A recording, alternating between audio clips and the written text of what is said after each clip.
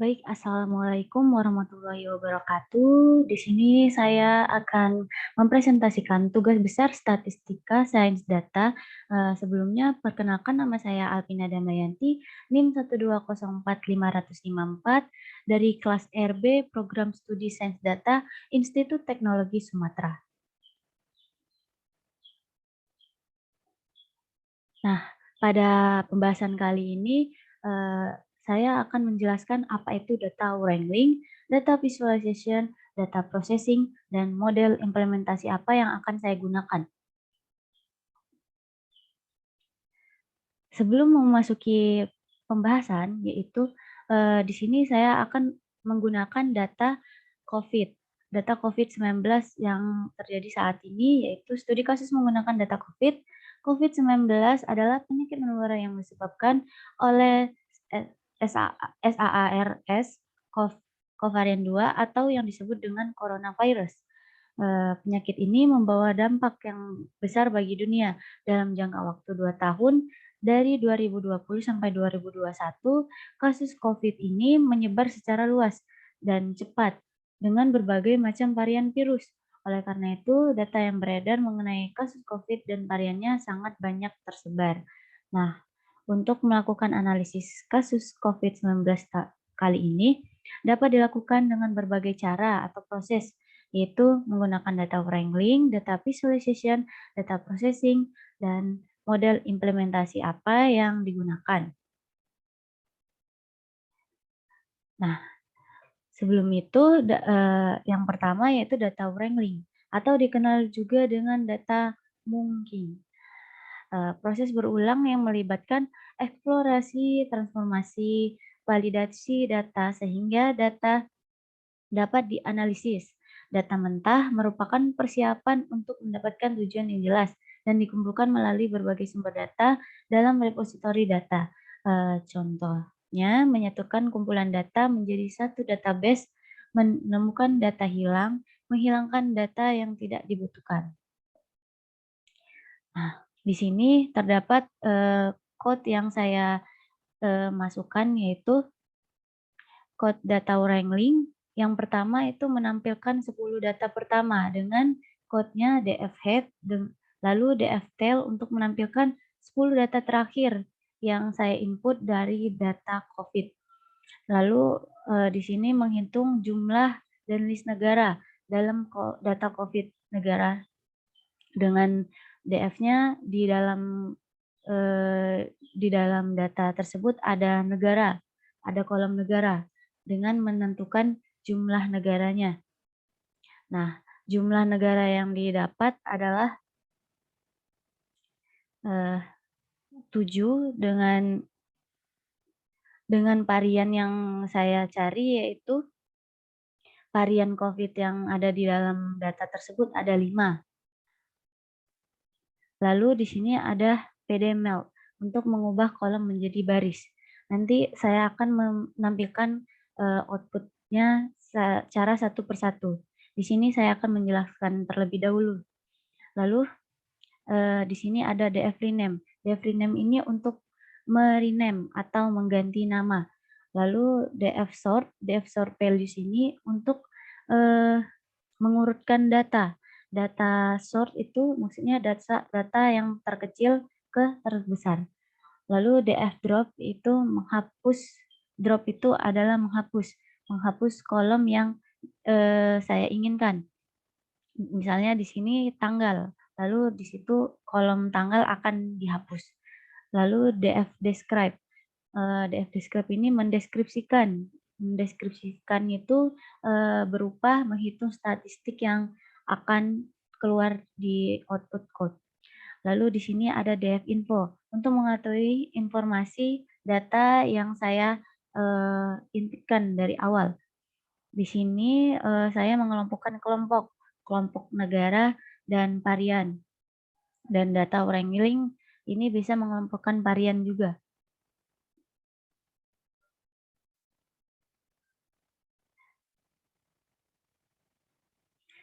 Selanjutnya yaitu data visualization. Data visualization adalah representasi grafis dari informasi dan data.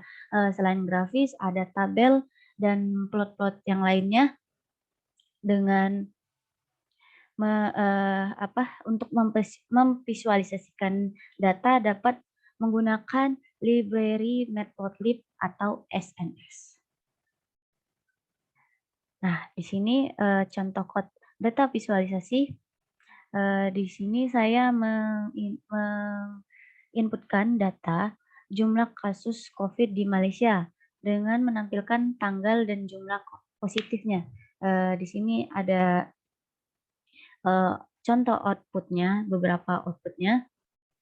Nah, setelah itu saya membuat plot total kasus COVID-19 di Malaysia.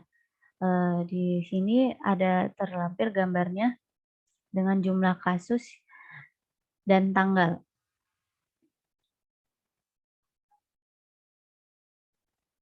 Lalu data processing.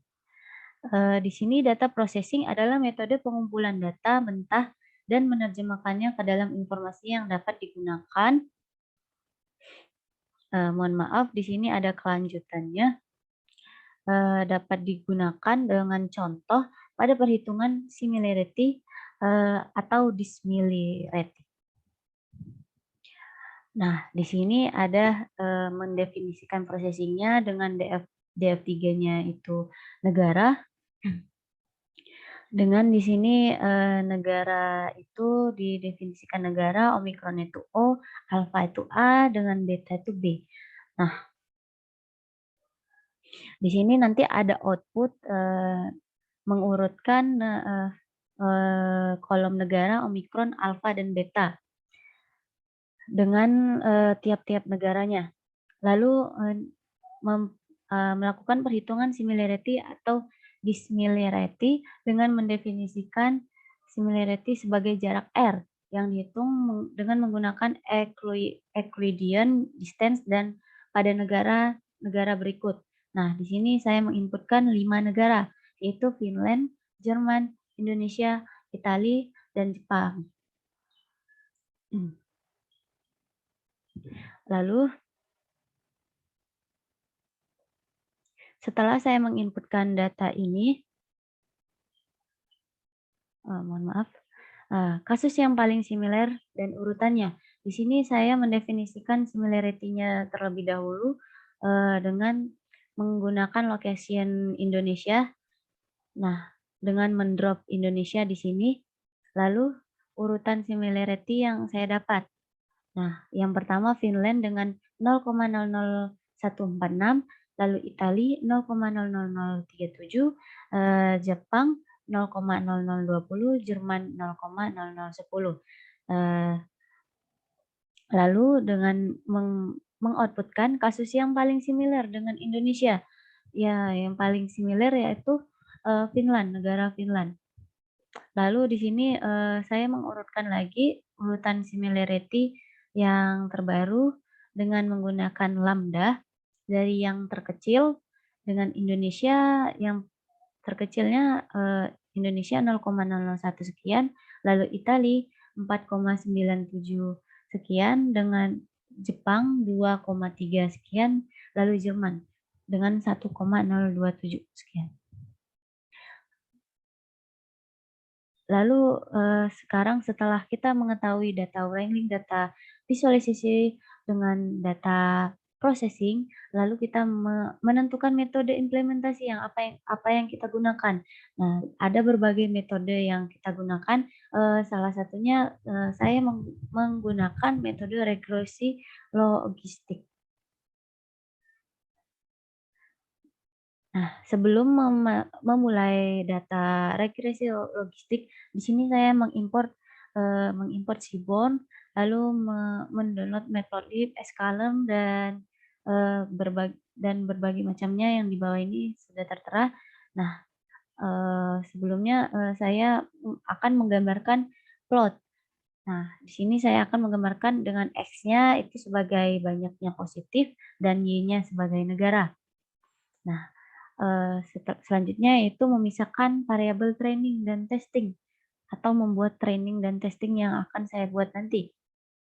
Lalu, membuat logistik regresi atau regresi logistik yang digunakan dengan, dengan menyelesaikan library yang tertera, dalam regresi logistik. Model implementasi menggunakan regresi logistik di mana dilakukan pembagian dataset menjadi data trend dan data test. Nah, di sini hasil perbandingan suatu kenyataan dengan prediksi yang didapat. Di sini dengan kenyataan dan prediksi yang didapat. Nah, hasilnya sudah tertera di sini dengan nilai akurasi yang saya dapat itu 0,1769 sekian dari regresi logistik yang saya dapat. Lalu kesimpulan yang saya dapat yaitu dari dataset yang saya gunakan yaitu COVID ya CSP, insight yang saya dapat yang pertama dataset atau yang saya definisikan tadi DF merupakan data yang lengkap. Lalu yang kedua jumlah kolom ada 4 negara. Jumlah kolom ada 4 yaitu negara, tanggal, varian dan banyaknya positif yang terkena dampak COVID dan baris berjumlah 1.490. Lalu yang ketiga, jumlah negara yang terdapat pada data yaitu 7 negara. 7 negara yang saya outputkan di sini adalah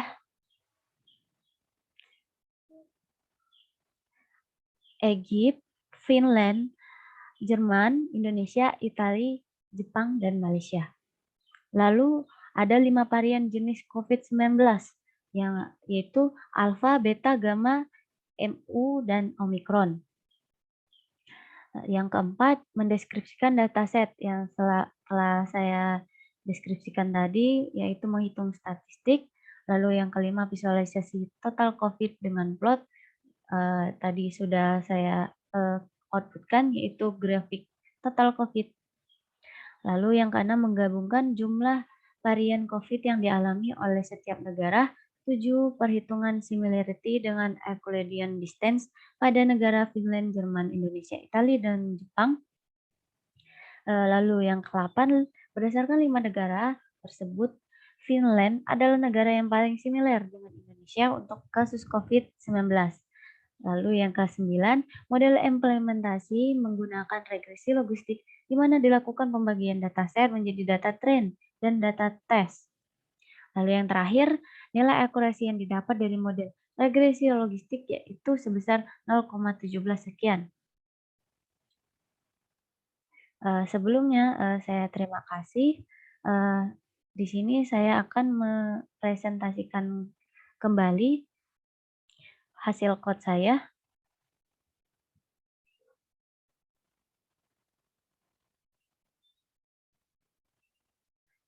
Nah, di sini saya mengimportkan dan data wrangling yang saya buat tadi menampilkan 10 data. Di sini ada 10 data, 10 data awal dan terakhir.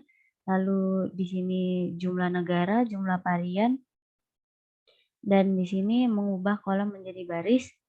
Sudah saya outputkan dengan lalu di sini mengganti nama kolom dari varian yang belum ada T dengan ada T. Lalu di sini saya mencari data terbesar dari terbesar hingga terkecil. Mohon maaf tadi saya menjelaskan terkecil terbesar. Di sini hasil outputnya terbesar hingga terkecil. Lalu di sini ada menghapus kolom yang diinginkan, yaitu menghapus tanggal. Yang awalnya tadi ada tanggal, sekarang tidak ada tanggal. Lalu menghitung statistik dengan ada count, mean, standar deviasi, minimal, dan seterusnya. Lalu di sini infonya, info data. Lalu di sini mengelompokkan kolom. Kolom yang saya kelompokkan tadi negara dan varian. Lalu yang data wrangling yang selanjutnya itu mengelompokkan varian. varian COVID yang saya ambil tadi Omikron, Alpha, dan Beta. Selain itu tadi kan ada 2,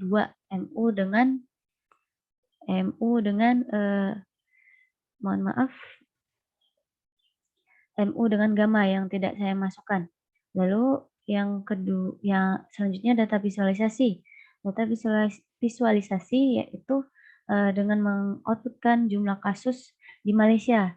Nah, di sini jumlah kasusnya dengan ada kolom yang saya ambil tanggal dengan banyaknya positif. Lalu di sini saya sudah mengoutputkan data plot total kasus. Lalu data processing, di sini saya sudah mendefinisikan processing dengan yang saya ambil yaitu Omicron, Alpha, dan Beta. Lalu dengan indeks, di sini saya ambil 5 negara, yaitu yang tadinya Finland, Jerman, Indonesia, Italia, dan Jepang. Selanjutnya, setelah saya ambil dengan similarity yang saya urutannya sudah saya jelaskan tadi, lalu di sini setelah grafik yang saya buat, yang saya outputkan, nah di sini saya mengeprint X test dan prediksi X yang dengan data tes, Y dengan prediksi. Nah di sini terlampir outputnya. Oke, sekian dari saya. Apabila ada kesalahan kata atau perbuatan, saya mohon maaf. Jangan lupa like, comment, dan subscribe. Terima kasih kepada dosen pengampu juga yang telah mengajar di Statistika Sains Data. Saya pamit undur diri. Wabillahi taufiq wal hidayah. Wassalamualaikum warahmatullahi wabarakatuh.